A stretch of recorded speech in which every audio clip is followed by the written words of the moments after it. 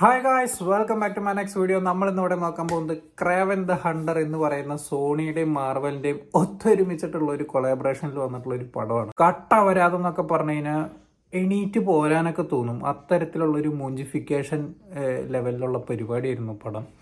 Trailer കണ്ടപ്പോൾ തന്നെ വിചാരിച്ചിട്ടുള്ളതാണ് എന്തെങ്കിലുമൊക്കെ ഒന്ന് രണ്ട് ആക്ഷൻ സീക്വൻസുകളൊക്കെ ഉണ്ടാവും, കുറച്ച് ബ്ലഡ് വയലൻസ് ഒക്കെ കാണാം എന്നുള്ള രീതിക്കാണ് ഈ ഒരു സിനിമയെ സമീപിച്ചിട്ടുണ്ടായിരുന്നത്. കാരണം എന്താണെന്ന് വെച്ചാൽ ആ ഒരു ക്യാരക്ടർ അങ്ങനത്തെ ഒരു ക്യാരക്ടറാണ്. കാരണം ഇപ്പം നമ്മൾ മാർക്കോലൊക്കെ കണ്ട പോലെ എതിർത്ത് നിൽക്കുന്നവനെ പിടിച്ച് പൊട്ടിക്കുക, അടിക്കുക, വീഴ്ത്തുക എന്നുള്ളതാണ് പരിപാടി. ഇപ്പോൾ അത് ആ സ്പൈഡർമാൻ്റെ ഗെയിമൊക്കെ കളിച്ചിട്ടുള്ളവർക്കൊക്കെ നല്ല വൃത്തിക്ക് അറിയുന്നുണ്ടാവും.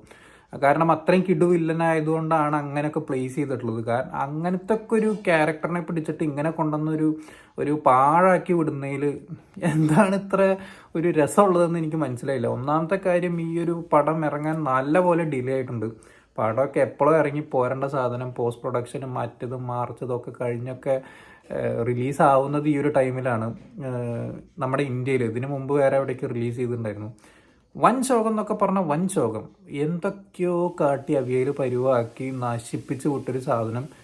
അറ്റ്ലീസ്റ്റ് നിങ്ങൾക്ക് നല്ലൊരു തിയേറ്ററിൽ കയറി കഴിഞ്ഞാൽ ചിലപ്പോൾ എന്തെങ്കിലുമൊക്കെ രസമുണ്ടെന്ന് തോന്നും. ഞാനിവിടെ ഒരു സാധാരണ ഒരു തിയേറ്ററിലാണ് കണ്ടത്.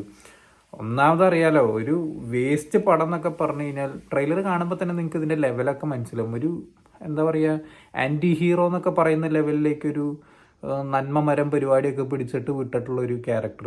ഞാൻ നേരെ എക്സ്ട്രീംലി ഓപ്പോസിറ്റ് ഉള്ളൊരു പരിപാടിയാണ് ഞാൻ വിചാരിച്ചിട്ടുണ്ടായിരുന്നത്. പക്ഷേ ട്രെയിലർ കണ്ടിട്ടുള്ളവർക്ക് ഇതിനെക്കുറിച്ചൊരു ഏകദേശം ഒരു രൂപധാരണ കിട്ടും. എന്നാലും ഒരു പ്രതീക്ഷ ഉണ്ടായിരുന്നു. പക്ഷെ എന്നാലും സോണി മാർവലും കൂടിയിട്ടാണല്ലോ. ഇപ്പോൾ വേനമൊക്കെ ചെയ്തു വെച്ചിട്ടുള്ളതൊക്കെ കണ്ടു നോക്കുമ്പോൾ വേനം ഫസ്റ്റ് കുഴപ്പമില്ല, സെക്കൻഡും തേർഡൊക്കെ അപരാധം. അത്രയും പ്രതീക്ഷയുള്ള ഒന്ന് രണ്ട് ക്യാരക്ടേഴ്സാണ്. അതായത് ഇങ്ങനത്തെ വില്ലന്മാരെയൊക്കെ പിടിച്ചിട്ട് ഇവന്മാർ ഇവിടെ കൊണ്ടുവന്ന് ആൻറ്റി ഹീറോ ആക്കി പ്ലേസ് ചെയ്ത് നന്മമാരൊക്കെ ആക്കി വരുന്നതിൽ എന്താ പറയുക, സാറ്റിസ്ഫാക്ഷൻ ആണ് ഇവർക്ക് കിട്ടുന്നതെന്ന് അറിയില്ല. അവർക്ക് സാറ്റിസ്ഫാക്ഷൻ കിട്ടുമ്പോൾ നമുക്ക് ഇവിടെ മൂഞ്ചിഫിക്കേഷനാണ് കിട്ടുന്നത്. ഒരു രക്ഷയില്ല എന്ന് പറഞ്ഞു കഴിഞ്ഞാൽ ഒരു തരത്തിലും. എന്തൊക്കെയോ കാട്ടി കുറേ പാസം പരിപാടിയൊക്കെ പിടിച്ച് ഇന്ത്യൻ സിനിമകളൊക്കെ, പണ്ടത്തെ ഇന്ത്യൻ സിനിമകളൊക്കെ കണ്ടിട്ടാണ് അതുകൊണ്ട് അവിടുത്തെ പടങ്ങൾ ഇപ്പോൾ ഇറക്കുന്നതും അവിടുത്തെ പടങ്ങൾ കണ്ടിട്ടാണ് ഇപ്പോൾ ഇവിടെ ഇന്ത്യൻ സിനിമകൾക്ക് സെറ്റപ്പ് ആക്കുന്നത്. പ്രത്യേകിച്ച് സൗത്ത് ഇന്ത്യൻ സിനിമകൾ. കാരണം അത്രയും അടിപൊളി ലെവലിലേക്ക് കയറി വരുന്ന ഒരു ഇൻഡസ്ട്രിയാണ് ഇപ്പോഴത്തെ സൗത്ത് ഇന്ത്യൻ സിനിമ എന്ന് പറയുന്നത്. സോ അതിലേക്കൊന്നും ഞാൻ കിടക്കണമെന്നില്ല. എന്തായാലും ജനുവരി 1 2025 ഹാപ്പി ന്യൂ ഇയർ. എന്നെ സംബന്ധിച്ചിടത്തോളം ഒരു മൂഞ്ച് ഇയർ ആവുമോ എന്നുള്ളൊരു പേടിയുണ്ട്. കാരണം ആദ്യത്തെ സിനിമയെ സംബന്ധിച്ചിട്ടാണ് ഞാൻ പറയണത്.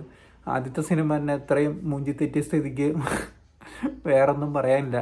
എന്തായാലും 1 ഒന്നും പോയിട്ട് ഇത് കാണണ്ട, അല്ലെങ്കിൽ ഈ ആദ്യത്തെ വീക്കൊന്നും പോയിട്ട് ഈ ഒരു പടത്തിന് തലവെക്കരുതെന്നേ പറയാനുള്ളൂ. സിനിമയെ സ്നേഹിക്കുന്നവർക്കൊക്കെ വലിയൊരു നഷ്ടമായിരിക്കും ഈ ഒരു സിനിമ എന്നുള്ളതാണ് എനിക്ക് പറയാനുള്ളത്.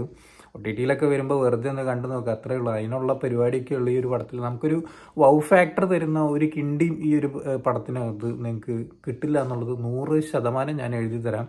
അത്രയും ഔട്ട്ഡേറ്റഡ് ആയിട്ടുള്ളൊരു പരിപാടി. അതുപോലെ തന്നെ നമ്മൾ വിചാരിക്കുന്നതിനൊക്കെ നേരെ ഓപ്പോസിറ്റുള്ള പരിപാടിയൊക്കെ ആയിരിക്കും അതിനകത്തുണ്ടാവും. അതുകൊണ്ട് തന്നെ നമുക്ക് എന്താ പറയുക, എവിടെയും ഒരു തരത്തിലും സാറ്റിസ്ഫാക്ഷൻ തരാത്ത രീതിക്കുള്ള ഒരു പരിപാടിയാണ് ഈ ഒരു സിനിമ പിടിച്ചേക്കുന്നത്. സോ എന്തായാലും എന്നെ സംബന്ധിച്ചിടത്തോളം ഞാൻ ആർക്കും റെക്കമെൻഡ് ചെയ്യില്ല. നിങ്ങൾ കാണാൻ ആഗ്രഹിക്കുന്നുണ്ടെങ്കിൽ നല്ലൊരു തിയേറ്റർ തിരഞ്ഞെടുത്ത് കാണാൻ ആഗ്രഹിക്കും. ഇപ്പം ഞാൻ കണ്ട പോലെ ഒരു മുഞ്ചി തെറ്റിയ തിയേറ്ററിലൊക്കെ ഇരുന്ന് കണ്ടാൽ നിങ്ങൾ തുപ്പി എറിഞ്ഞു പോരും.